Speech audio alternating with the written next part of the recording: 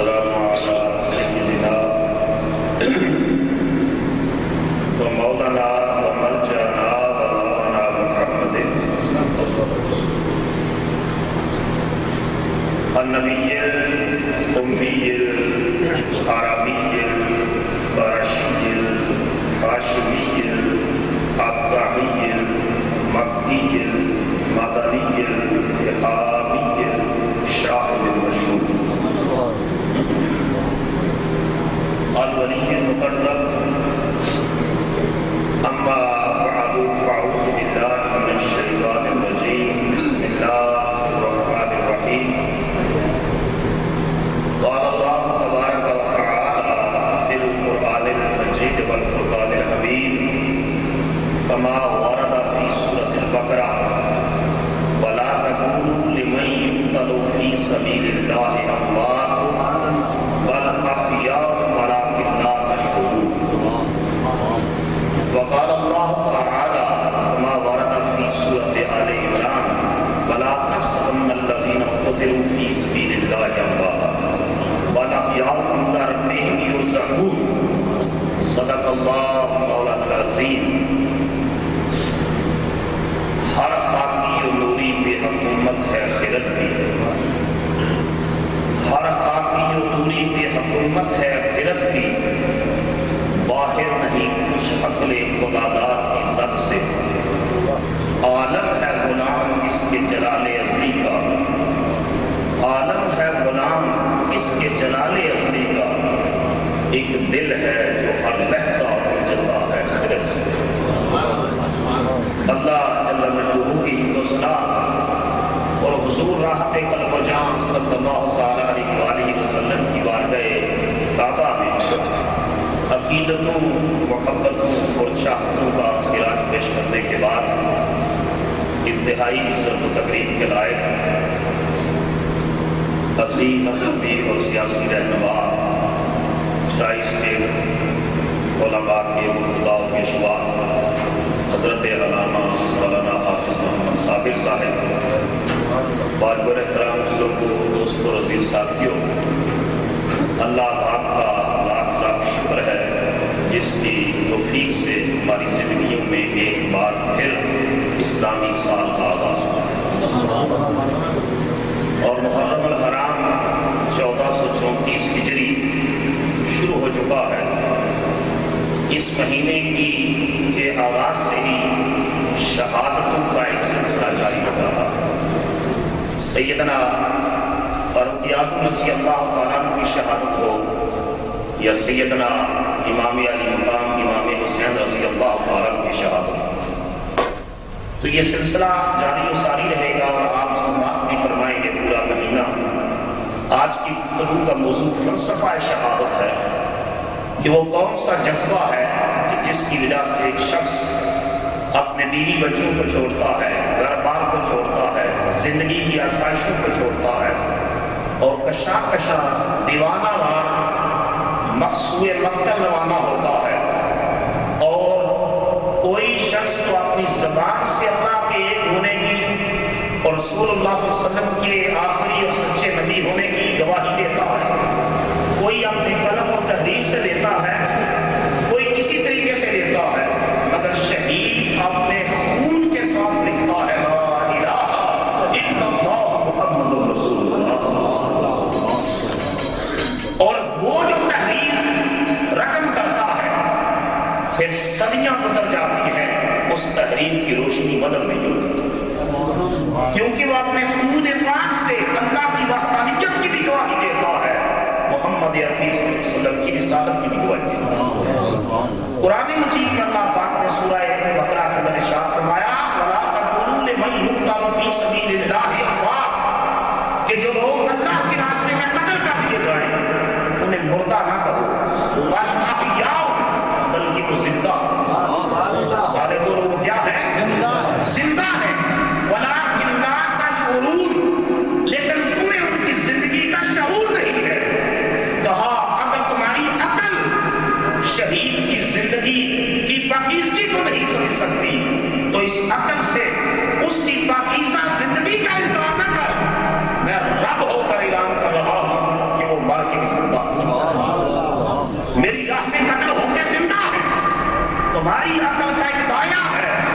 اس دائرے سے باہر یہ عقل سوچ نہیں سکتی.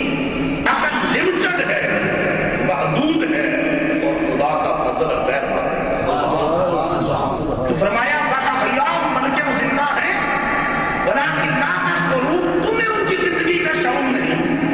اگر 5 سال کے بچے کے سامنے آپ جو ہے وہ ہیلی کاپٹر کے پرزے اور اس کی مینوفیکچرنگ کے بارے میں لیکچر شروع کر دیں تو بچے کا تو قصور نہیں ہے، اس کی جو انٹلیکچوئل اپروچ ہے، اس کا جو ذہن ہے، ان چیزوں کو سمجھنے کا ابھی شعور ہی نہیں رکھتا.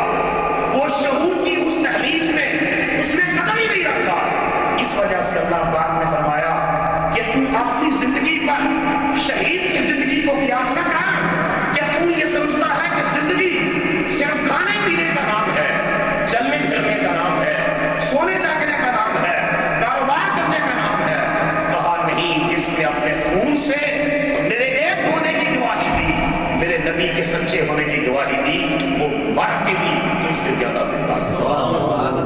اور پھر کہا وَلَا تَحْسَبَنَّ، سورہ آل عمران میں وَلَا تَحْسَبَنَّ الَّذِينَ قُتِلُوا فِي سَبِيلِ اللَّهِ أَمْوَاتٌ، کہ جو اللہ کی راہ میں قتل کر دیے جائیں انہیں مردہ گمان بھی نہ کرو. ایک تو ہوتا ہے پہلی آیت میں کہا انہیں مردہ نہ کہو، اس دوسری آیت میں کہا کہ ایک تو ہے زبان سے کہنا، ممکن ہے تم زبان سے تو نہ کہو لیکن تمہارے حاشیہ خیال میں یہ بات آئے کہ شاید وہ مر چکے ہوں. فرمایا ان کو مردہ گمان بھی نہ کرو. وَأَحْيَاءٌ عِندَ رَبِّهِمْ يُرْزَقُونَ، وہ زندہ ہے اور ایسے زندہ ہیں خدا کی بارگاہ سے ان کو رزق بھی عطا کرتا. یہ الگ بات ہے کہ وہ رزق دار روٹی کا رزق نہیں ہے. وہ رزق کوئی یہ رزق جو ہم کھاتے ہیں یہ رزق نہیں ہے. وہ رزق وہ ہے کہ اللہ ان کو اپنے جمال کا رزق عطا، اپنے حسن مطلق اور حسن ربوبیت کا رزق عطا کرتا ہے. ایسا رزق جس کے بارے میں عارفیں کھڑی ہوئی ہیں محمد بھائی صاحب رحمۃ اللہ علیہ نے اشارہ کہ جب یوسف علیہ السلام کی قوم قحط سے پریشان ہو کر حضرت یوسف کے پاس آئی اور کہا کہ ہم پریشان حال ہیں، آپ دعا کریں اللہ کی بارگاہ سے. حضرت یوسف علیہ السلام نے دعا مانگی، اللہ پاک نے وہی بھیجی، اے یوسف تو جو چہرے پہ نقاب رکھتا ہے، جب لوگ بھوک اور قحط کی شکایت دے کر تیری بارگاہ بھی آیا کرے تو نقاب پلٹ دیا کر. جب ان کی نگاہ جمال یوسف ہی دیکھے گی ان کی بھوک بھی مٹ جائے گی، ان کی پیاس بھی. وہ اگر جمال یوسف ہی کو دیکھنے سے بھوک اور پیاس مٹتی ہے تو جس کو جمال خدا نصیب ہوا. تو عارف کڑی نے کہا تھا کہ وہ کیسے لوگ تھے جن کی پیاس اور بھوک جمال یوسف ہی کو دیکھ کر مٹی، اور ان کا تصور کرو جنہوں نے جمال محمد کو دیکھا. انہوں نے کہا 3 مہینے حرکت رچی ویک یوسف کا معانی جنہ محمد عربی کے تھے وہ رچے 2 بجے. اللہ پاک نے ارشاد فرمایا بلکہ وہ زندہ ہیں اور خدا کی بارگاہ سے ان کو رزق عطا کیا جاتا ہے. اپنے جمال مطلق کا، اپنے حسن لازوال کا، اپنے حسن ربوبیت کا، اپنے جمال حقیقت کا خدا ان کو رزق عطا کرتا ہے جس کو اس کا جمال دیکھ کر جس کی جو سیر ہوتے ہیں دنیا کی کوئی اور چیز ایسی سیری عطا نہیں کر سکتی. تو ان آیات کا شان نزول یہ ہے کہ جب صحابہ کرام بدر کے اندر شہید ہوئے تو کچھ لوگ، یہ پہلا باضابطہ اسلام کا کفر کا مارکا تھا، صحابہ شہید ہوئے تو بہت سے لوگوں نے کہنا شروع کر دیا فلاں مر گیا، فلاں مر گیا، فلاں مر گیا، اور زندگی کی لذت ان سے پہلے ہو گئی. جب انہوں نے یہ باتیں کی تو اللہ کی غیرت دوبارہ نہ کر سکی کہ جنہوں نے میری راہ میں جانے جو ہے وہ لٹائی ہے لوگ ان کو مردہ کہیں. اللہ پاک نے یہ آیت کریمہ اتاری کہ خبردار جو شہید کو مردہ کہے وَالْأَحْيَاءُ زندہ ہیں، اور فرمایا وَلَٰكِن لَا تَشْعُرُونَ، تمہارے عقل و خرد کے پیمانے ان کی زندگی کی حقیقتوں کا ادراک نہیں کر سکتے. تم 100 بار بھی کہو وہ نہیں مر سکتے کیونکہ میں اپنی زبان ربوبیت سے کہہ رہا ہوں زندہ. اور پھر یہ ہے کہ غزوہ احد کے اندر جب صحابہ کرام شہید ہوئے حضور علیہ السلام نے ارشاد فرمایا اللہ نے ان کی روحوں کو سبز پرندوں کے کال عطا فرمایا. اس کے اوپر بحث ہے کہ شہید مال جسد کے ساتھ زندہ ہے، یہ صرف روح کے ساتھ۔ جمہور کا نقطۂ نظر یہ ہے کہ روح مال جسد زندہ ہے، اس لیے کہ خالی روح تو غیر مسلم کی بھی زندہ، مومن کی، کافر کی، نیک کی، بد کی روح تو زندہ ہے۔ شہید کی تخصیص کیا ہوئی اگر صرف روح زندہ ہے تو اس پر جمہور کا اتفاق ہے کہ شہید کی روح بھی زندہ ہے۔ شہید کا قبر میں خدا جسم کی سلامت رکھتا۔ تو یہ ہے کہ جب سبز پرندوں کے کان عطا فرمائے تو وہ جنت کی نہروں میں حضور نے ارشاد فرمایا ہوتے لگاتے، جنت کے باغات کے اندر وہ روحیں، شہیدوں کی روحیں اڑتی ہیں۔ تو انہوں نے آپس میں کہا کاش کوئی ہمارے پچھلوں کو خبر دے دے کہ اللہ نے ہمیں کتنی لذت دیا۔ حضور نے ارشاد فرمایا جب انہوں نے آپس میں کہا، اللہ نے فرمایا تمہارے پچھلوں کو اور کوئی خبر نہیں دے گا، میں تمہارا باپ ان کو خبر دے گا۔ پھر اللہ پاک نے کہا کہ میری راہ میں قتل کیے جانے والوں کو مردہ نہ کہو بلکہ وہ زندہ ہے۔ آپ تصور کریں اس پر لوگ بحث کرتے ہیں کہ نبی زندہ ہے یا نہیں زندہ۔ قرآن کہہ رہا ہے کہ شہید زندہ ہے، تو شہید کو شہادت کا مقام مصطفیٰ کا کلمہ پڑھنے سے نصیب ہوتا ہے۔ نبی کا کلمہ پڑھ کر جو خدا کی راہ میں جان دے وہ زندہ ہے۔ تو جس نبی کا اس نے کلمہ پڑھ کے شہادت کا رتبہ حاصل کیا ہے اس کی زندگی کے حسن کا عالم ہے۔ تو زندہ ہے اللہ، تو زندہ ہے اللہ، میری چشم عالم سے چھپ جائے۔ تو حضرت امام قرطبی رحمۃ اللہ علیہ نے لکھا ہے حیات الشہداء محققۃ، کہتے ہیں یہ اکنالجیبل فیکٹ ہے، یہ ایک تصدیق شدہ حقیقت ہے کہ شہید قبروں میں زندہ، بولو شہید قبروں میں زندہ۔ اور کہتے ہیں صرف اللہ کی راہ میں قتل ہونے والا نہیں، امام قرطبی تمام مسالک کے لوگ امام قرطبی کو کوٹ کرتے ہیں۔ امام قرطبی نے کہا حیات الشہداء محققۃ، شہید کی زندگی تصدیق شدہ حقیقت ہے۔ ساتھ کہا 5 قسم کے لوگ ہیں، زمین جن کا جسم نہیں کھاتی، بولو کتنے؟ سارے بولو کتنے؟ ان الارض لا تاکل اجساد الانبیاء والشہداء والعلماء والمحسنین المحتسبین وحملۃ القرآن، کہا نبیوں کے جسم زمین نہیں کھاتی، تمام نبی اپنی قبروں میں زندہ ہیں۔ امام قرطبی نے لکھا تمام شہید اپنی قبروں میں زندہ ہیں، مٹی اور قبر ان کے جسم کو جو ہے وہ کفن بھی پیدا نہیں کرتی۔ اور ساتھ کہا جو علماء حق ہیں، علماء ربانیین ہیں، وہ بھی اپنی قبروں میں زندہ ہیں۔ اور کہا والمحسنین المحتسبین، ثواب کی خاطر افسانے پڑھنے والے محسنین، اللہ ان کو بھی زندگی عطا کرتا ہے، وہ بھی قبروں میں زندہ ہیں۔ اور آخر میں کہا وحملۃ القرآن، اور جن کے سینے قرآن کے نور سے روشن، جو حافظ قرآن ہے، زمین کی جرأت نہیں اس کا جسم بھی کھا سکے۔ ارے جس نے مصطفیٰ کا قرآن یاد کیا اس کی جسم کو قبر نہیں کھاتی، مٹی نہیں کھاتی۔ تو جس مصطفیٰ پر قرآن اترا اس کی شان اور اس کا مقام کتنا بڑا۔ تو آپ اندازہ کیجیے کہ شہید کو اللہ کیسی پاکیزہ زندگی عطا کرتا ہے، کیسی پاکیزہ زندگی عطا کرتا ہے۔ اور بہت 20 مثالیں ہیں کہ اولیاء کاملین کے مزارات پر لوگ جا کر سلام کرتے ہیں، اور ایسے اولیاء کی گواہی میں نے خدا کے گھر میں سنی، انہوں نے کہا ہم نے ان کا قبر سے سلام کا جواب ہی سنا۔ تو یہ اگر کوئی بہرا ہو اس کو چیز سنائی نہ دے تو اس میں قصور اس شہادت کی اور اس پاکیزہ زندگی کا تو نہیں ہے۔ پھر یہ ہے کہ شہید کی تعریف کیا ہے، اس کو ڈیفائن کیسے کیا جاتا ہے۔ اس میں امام فخر الدین رازی نے تفسیر قدیر کے اندر اس کی جو تعریف کی ہے، کہا شہید فعیل بمعنی الفاعل، یہ فعیل کے معنی پر کے وزن پر فاعل کے معنی میں شہید، الذی یشہد بصحۃ دین اللہ تعالی طہارۃ من الحجۃ والبیان واخری بالسیف والسلام ویکون للمقتول فی سبیل اللہ بانہ بذل نفسہ فی نصرۃ دین اللہ۔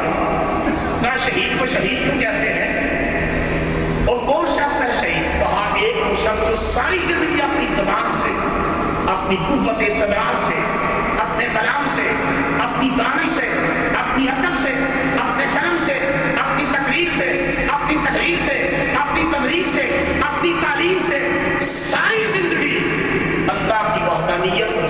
اللہ کی رسالت اور دین کے سچے ہونے کی گواہی دیتا ہے. وَالْأُخْرَى بِالسَّيْفِ وَالسِّنَانِ، اور جو شخص تلوار سے اللہ کی راہ میں لڑتا ہے جان دے دیتا ہے. تو کہا امام راضی نے کہ دونوں شہید ہیں. ایک وہ شخص جو شریعت کی تلوار سے قتل ہوا اور قتل ہو کر میدان جنگ میں اپنی جان دے دی، کہا وہ بھی زندہ ہے. اور دوسرا وہ شخص جو عشق کی تلوار سے قتل ہوا، کہا وہ بھی زندہ ہے. علامہ اقبال نے کہا تھا کشتگان خنجر تسلیم را، کہا کہ وہ شہید اس کی عظمت کو سلام جو میدان جنگ میں اپنی جان اللہ کی راہ میں لگا گیا.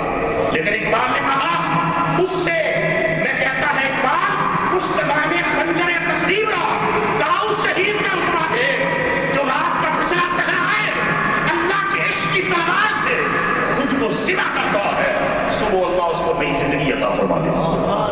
وہ ہر رات محبت کی چھری سے خود کو ذبح کرتا ہے، ہر رات مصلی عبادت میں درتا ہے، اس کے جمال کے نظارے میں مست میں خود ہو جاتا ہے. اور اللہ کے عشق میں اس طرح مدد ہوتا ہے کہ دنیا خراکے بن رہی ہوتی ہے. اس عاشق کو صدا آتی ہے اٹھ فریدا ستیا جادو دے مسیح تو ستا رب جاگتا تیری لاڈے نام. تو کہا کہ شریعت کی تلوار سے قتل ہونے والا وہ بھی زندہ ہے، عشق کی تلوار سے قتل ہونے والا وہ بھی مرتا نہیں، وہ بھی زندہ ہے. اور پھر امام راغب اصفہانی نے دوسری تعریف کی. امام راغب نے لکھا شہید کی تعریف فرمانا یہ ہے الحضور مع المشاہدات، دیکھتے ہوئے حاضر ہو جانا. بولو دیکھتے ہوئے، سارے بولو دیکھتے ہوئے. اب یہ دیکھنا کیا ہے اور حاضر ہونا کیا ہے؟ اس کی تفصیل یہ ہے کہ شہید کی کو جب تلوار چلتی ہے، خنجر لگتا ہے، گولی لگتی ہے، تو اس وقت کہتے ہیں کہ وہ دیکھ رہا ہوتا ہے. کیا دیکھتا ہے؟ حضور علیہ السلام نے ارشاد فرمایا کہ اس کو یہ درد جب اس کے حقیقی ہوگی، یہ خود کش بمبار، یہ تو اسلام میں حرام ہے. ایسی چیزیں جو باطل کے خلاف ایک باقاعدہ جنگ ہو رہی ہو، اس میں جو مسلمان اعلان کلمۃ اللہ کے لیے اپنی جان دے دے، کہا جب اس کو گولی لگتی ہے، اس کے جسم سے خون کا فوارہ نکلتا ہے، اس کے جسم کے اوپر خچے اڑتے ہیں، تو رسول اللہ صلی اللہ علیہ وسلم کی حدیث صحیح کے اندر حضور نے فرمایا اس کو یہ درد اتنا بھی نہیں ہوتا جتنا کسی شخص کو چیونٹی کے کاٹنے کا درد ہوتا ہے. اتنا درد نہیں. امام جلال الدین سیوطی رحمۃ اللہ علیہ نے یہ اپنی تقریر کے اندر یہ حدیث بیان کی. ایک شخص کھڑا ہوا، اس نے کہا حضور میری عقل تسلیم نہیں کرتی کہ ہمارے پاؤں میں تو کانٹا چلے تو انسان بھی گلا اٹھتا ہے، آپ کہہ رہے ہیں کہ جسم سے خون نکل رہا ہے، جسم کے ٹکڑے ہو گئے ہیں اور اس کو یہ درد اتنا بھی نہیں ہوا کہ جتنا چمٹی کے کاٹنے کا ہوتا ہے. تو کیا کوئی کیمیکل پروسیس ہے؟ کیا معاملہ ہے کہ یہ درد نہیں ہوتا؟ انہوں نے کہا شاید میں تجھے اپنی طرف سے جواب دوں تو مطمئن نہ ہو، میں تجھے قرآن کی سورہ یوسف سے جواب دیتا ہوں. انہوں نے زنانِ مصر کا واقعہ بیان کیا کہ جب زلیخا کو تانے دینے لگی کہ تم بازار میں آنے والے ایک شخص کے حسن پر فریفتہ ہو گئی اور تم نے اپنی شہزادگی کا لحاظ نہ کیا، تو زلیخا نے کہا اے میری سہیلی اور تم نے میرا یوسف دیکھا نہیں، اگر تم ایک بار جمال یوسف ہی دیکھ لو تمہارے سارے پہلے ختم ہو جائیں. انہوں نے کہا اگر یہ بات ہے تو یوسف دکھا دو. تو حضرت یوسف علیہ السلام کے پاس گئی، نمت سماجت کی ایک بار میرے گھر آ جائیں اور نقاب پلٹ کر میری سہیلیوں کو دیدار کروا دیں. اب قرآن مجید نے اس کو باقاعدہ پوری تفصیل کے ساتھ بیان کیا اور پورے واقعے قرآن کا مقصود تو صرف ہدایت پذیری ہے. قصص الانبیاء جتنے بھی ہیں اس کا مقصد عبرت حاصل کرنا، نصیحت حاصل کرنا. تو قرآن کہتا ہے کہ جب چھری پھل کاٹنے مشروبات سامنے رکھے، وہ مصر کی بڑی بیگمات اور بڑے بڑے وزیروں کی بیگمات اور شہزادیاں اور بڑے خاندانوں کی عورتیں وہ لذت کام و دہن سے جو ہے وہ محسوس ہونے لگی. جناب سیدنا یوسف علیہ السلام سامنے سے گزرے تو قرآن کہتا ہے فلما رأیناہ اکبر، جب ان کی نگاہیں جمال یوسفی پر پڑی نا کہ بھئی اللہ اکبر اللہ اکبر اللہ اکبر، پھر قرآن کہتا ہے قطعنا ایدیہم، جن کو قرآن کہتا ہے ہاتھ کٹ کے. اب ہاتھ جو کٹے اس کی تفصیل یہ آتی ہے کہ خون کے فضائے نکلے، لیکن عورت زیادہ سینسٹیو ہوتی ہے مرد کی نسبت. امام جلال الدین سیوطی نے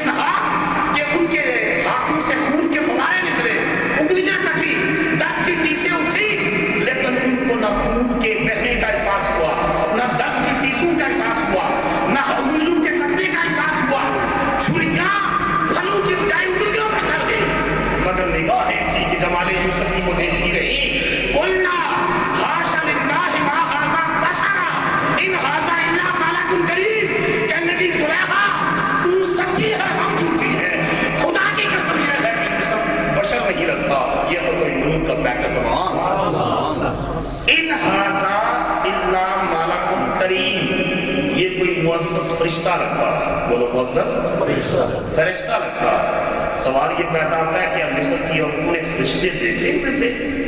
جو تشبیہ دے دی کہ یہ فرشتوں جیسا ہے، ہم کہتے ہیں یہ شیر جیسا ہے، بہادر ہے، یہ پھول جیسا ہے، نرم و ملائم ہے، لطافت ہے، کہا یہ فرشتوں جیسا ہے، تم نے فرشتے دیکھے ہوئے تھے؟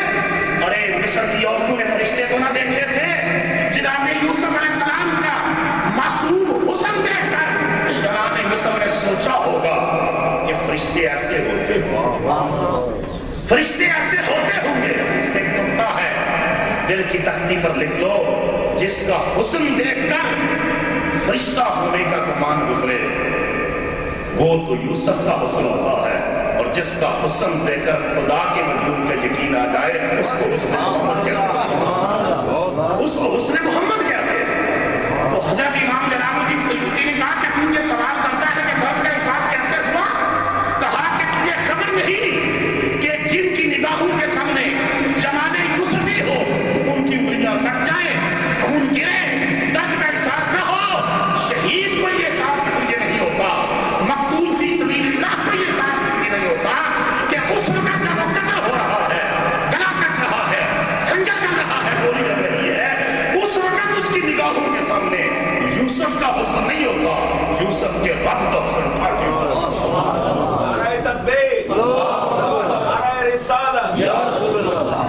وہ جمال خداوندی کے نظام میں اس قدر مست ہوتا ہے، وہ حسن مطلق میں اس قدر مگن ہوتا ہے، اس کی ایک نظام کی بستی کے اندر اس قدر کھویا ہوتا ہے، اس کو پتہ نہیں چلتا کہ میرے جسم سے یہ خون بہ رہا ہے، یہ جسم کٹ رہا ہے، وہ دیدار کی لذت ہوتی ہے، درد کے احساس کو ختم کر اب یہاں تک صرف یہی بات نہیں ہے، میں نے کہا نا کہ امام رازی نے کہا کہ شریعت کی تلوار سے قتل ہونے والا اور عشق کی تلوار سے قتل ہونے والا ساری دنیا جانتی ہے یا نہیں جانتی؟ علامہ اقبال عاشق رسول بولو، تو میاں محمد بھائی صاحب رحمۃ اللہ علیہ کی عاشق رسول، انہوں نے کہا کہ جب انسان فوت ہوتا ہے کئی لوگوں کی آنکھیں کھلی، میاں صاحب نے کہا تمہیں پتہ نہیں وہ کس کے انتظار میں، آنکھی تاڑے لگیاں تے رستہ دیکھ یار سجن دا، عاشق تے شہید محمد نہیں محتاج دفعہ۔ میاں صاحب نے عاشق اور شہید کو ایک درجے میں ذکر کیا، اور علامہ اقبال رحمۃ اللہ علیہ نے جب طرابلس کے اندر مسلمان شہید ہوئے اور طرابلس کی جنگ تھی تو اقبال عالم تصور میں اپنی روح کو ان شہیدوں کی روح کے ساتھ ملا کر بارگاہ مصطفیٰ میں پیش کرتا۔ سنیے اقبال کہتا ہے، گراں جو مجھ پہ ہنگامہ زمانہ ہوا، گراں جو مجھ پہ ہنگامہ زمانہ ہوا، جہاں سے باندھ کے رخت سفر میں روانہ ہوا، کہا جہاں سے باندھ کے رخت سفر میں روانہ ہوا، کہتا ہے میری روح بھی ان شہیدوں کی روحوں کے ساتھ جب پہنچی، اقبال کہتا ہے فرشتے بزم رسالت میں لے گئے مجھ کو، فرشتے بزم رسالت میں لے گئے مجھ کو، حضور آیا رحمت میں لے گئے مجھ کو، حضور اپنی بارگاہ رحمت میں مجھے لے گئے، کہا حضور نے اے اندلیب باغ حجاز، کہا حضور نے اے اندلیب باغ حجاز، کلی کلی ہے تیری گرمی نواز اداس، نکل کر باغ جہاں سے تو بشکل بو آیا، ہمارے واسطے کیا تحفہ لے کے تو آیا، ہمارے واسطے کیا تحفہ لے کے تو آیا۔ سنیے اقبال کیا جواب دیتا ہے اور بارگاہ رسالت میں کیا عرض کرتا ہے، یہ کہتا ہے عالم تصور میں کہ میں حضور پوچھتے ہیں ہمارے واسطے کیا تحفہ لے کے تو آیا، میں نے کہا حضور دہر میں آسودگی نہیں ملتی، حضور دہر میں آسودگی نہیں ملتی، تلاش ہے جس کی وہ زندگی نہیں ملتی، ہزاروں لالا و گل ہے اس ریاض ہستی میں، ہزاروں لالا و گل ہے ریاض ہستی میں، وفا کی ہے جس میں تو وہ کلی نہیں ملتی، مگر میں نظر کوئی پاکینہ لایا ہوں، مگر میں نظر آئینہ لایا ہوں، جو چیز اس میں ہے جنت میں نہیں۔ فرشتے برس اٹھے اقبال کی جرأت پر کہ کون سی چیز لے کر آیا ہے جو خدا کی جنت میں نہیں، مصطفیٰ کے لیے کون سا تحفہ لے کے آیا ہے۔ آپ بھی سنیں گے، رنگتے کھڑے ہو جائیں گے، ملائکہ برس اٹھے کہ یہ کیسا عاشق ہے، کیسا دیوانہ ہے کہ مصطفیٰ کو کہہ رہا ہے یا رسول اللہ میں ایسا تحفہ لے کر آیا ہوں کہ جو خدا کی جنت میں بھی نہیں ہے، مگر میں نظر کو ایک آبگینہ لایا ہوں، جو چیز اس میں ہے جنت میں نہیں ملتی۔ جلکتی ہے تیری امت کی آبرو اس میں، جلکتی ہے تیری امت کی آبرو اس میں۔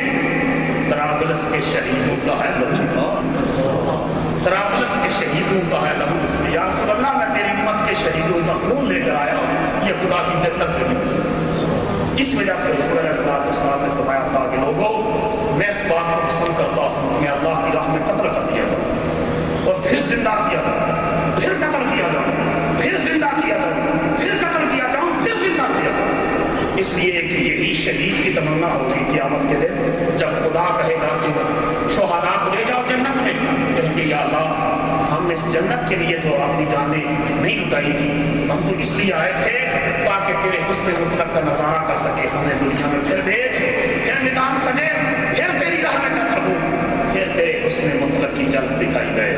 تو اللہ پاک نے سورہ البقرہ کے اندر فرمایا وَلَا تَقُولُوا لِمَن يُقْتَلُ فِي سَبِيلِ اللَّهِ أَمْوَاتٌ بَلْ أَحْيَاءٌ وَلَٰكِن لَّا تَشْعُرُونَ، کہ جو لوگ اللہ کی راہ میں قتل ہو جائیں انہیں مردہ نہ کہو بلکہ وہ زندہ ہیں، تمہیں ان کی زندگی کا شعور نہیں۔ عقل کا معاملہ اور ہے، عشق کا معاملہ اور ہے۔ اقبال نے کہا یہ عشق کا معاملہ ہے یہاں پر، اور اس کی وجہ یہ ہے کہ ہر خاکی و نوری کی حکومت ہے خرد کی، زمین ہو یا چاند پر انسان عقل سے پہنچ گیا، ہر خاکی و نوری کی حکومت ہے خرد کی، باہر نہیں کچھ عقل خدا داد کی زد سے، عالم ہے غلام اس کے جلال ازلی کا، عالم ہے پوری دنیا جہاں زمینوں سے لے کر جو ہے افلاک تک اور چاند و سورج تک، وہاں عالم ہے غلام اس کے جلال ازلی کا۔ ایک دل ہے جو ہر لحظہ الجتا ہے خرد سے، ایک دل ہے جو اس کے جمال کے نظاروں میں بیتاب ہوتا ہے، اس کی بے قراریاں، اس کی بیتابیاں ایک ہی جھلک دیکھنا چاہتی ہیں، یا خدا کا دیدار نصیب ہو جائے یا مصطفیٰ کا دیدار نصیب ہو۔ اللہ تعالیٰ ہم سب کو شہادت کی جو ہے وہ